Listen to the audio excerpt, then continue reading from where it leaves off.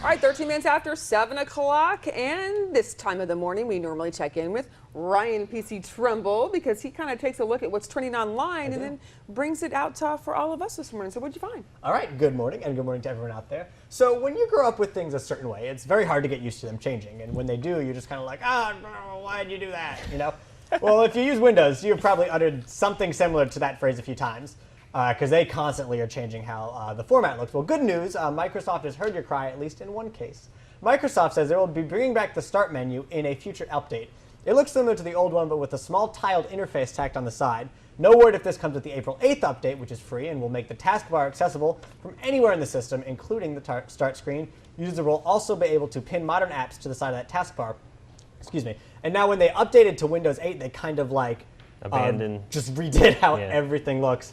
And I know a lot of people did not like how that was because it's, you know, Windows has literally been the exact same like since day one. Right. It's always been user friendly, kind of easy to use. Yeah, so. Very easy to. I mean, I remember I was using Windows 95, and it's pretty much the exact same as it was up until, you know, when I put this new one out. You kind of reminded me of my grandfather though with the whole I don't like when things change because I mean you get used to doing things a certain way and then. But everything changes. I mean, of course, things change so much more quickly today than ever. Yeah. I guess that's true. And you're the younger generation. So. I know, but like I don't know.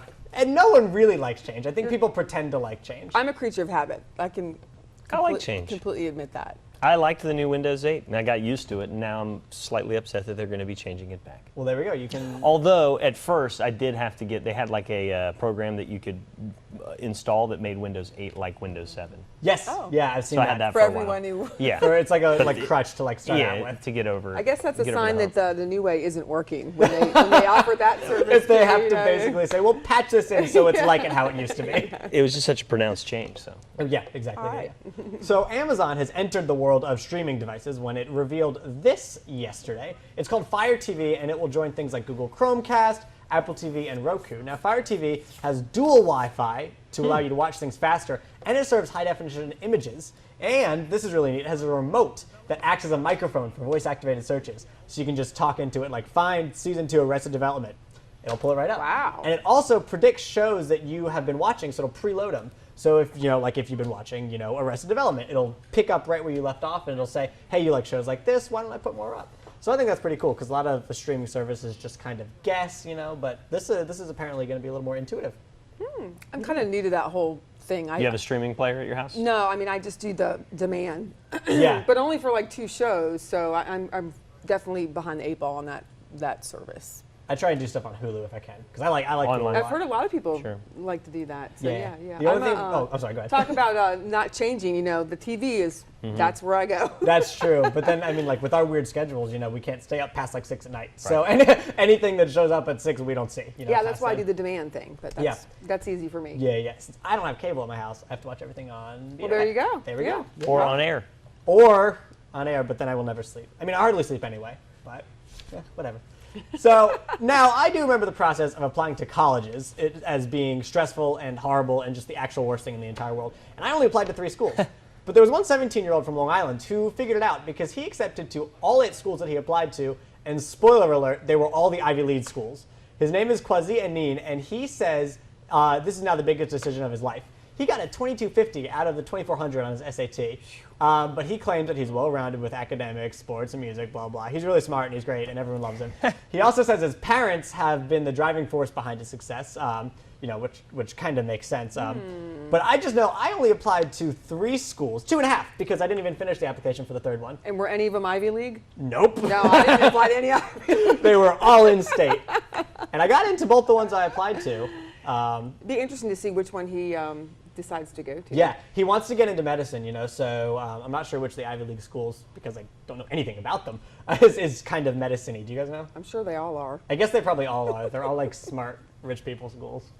And I'm one of those things. I think he's getting a free ride, though, right? Is he getting a scholarship, too? I thought he was getting some kind of funding. Of course he is. Maybe it's not a free ride, but he was getting some sort of funding for it. I mean, he deserves it, getting that high of a score. Yeah. I mean, that's incredible. Yeah, that's neat. Yeah. So there we go. That's what I have. Hopefully we'll find out at some point which I'll let everyone know. school he decides to go to. Just glad that college applications are far behind. Oh, my gosh, yeah.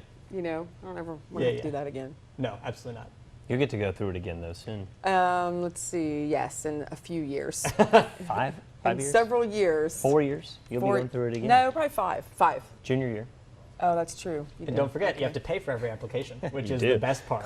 125. Okay, well, I'm just going to 150 enjoy bucks, seventh yeah. grade for right now. Okay. Yeah, enjoy 7th grade. Yeah. What are we talking about? We're gonna do weather now? I guess we're done with this. So we can talk You're about here. Okay. Speaking of change, you're over here. Usually you instead of have there, so much to say. I know, it's just different I on invited this you side. to the I know, training it's great. segment because I thought you'd I'm say just a lot. observing. I think I'm in shock with a lot of those stories. I don't know which one you'd pick out of all the Ivy League schools. I really have no idea. I think it highly depends upon what you want to study, and I guess Yeah. also where you want to live, and the community. Some are in big cities, some are in small towns, that type But of thing. they're all kind of northeast-y, right? Yeah, the Ivy League. Yeah. Cornell, That was Brown, the producer cue Dartmouth, Yale, Harvard, Princeton. Is that Ivy League? there. I think so, yeah. That's, Yes, definitely. So I'm missing one. And then the seventh one. Am I Why? missing one? Whatever. Doesn't matter. Yale, Brown, Not to me. Princeton.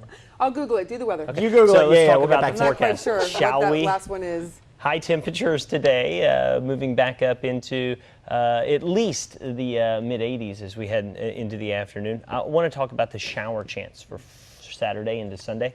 There is going to be the potential for precipitation. Looks like about 1/10 of an inch is all we'll be able to garner as we head through Saturday, late into Sunday. It does appear that it'll get a little bit cooler as well. Move into the afternoon and high at 78 on Saturday, 70 for Sunday. Mid 50s for the overnight low temperatures. We'll see a percentage of precipitation right at about 30 to 40% as we go into the evening hours on your Friday. Fishing game forecast. Good fishing happening now. That's what I would pick. If I had to pick an Ivy League school, Be one where you could fish.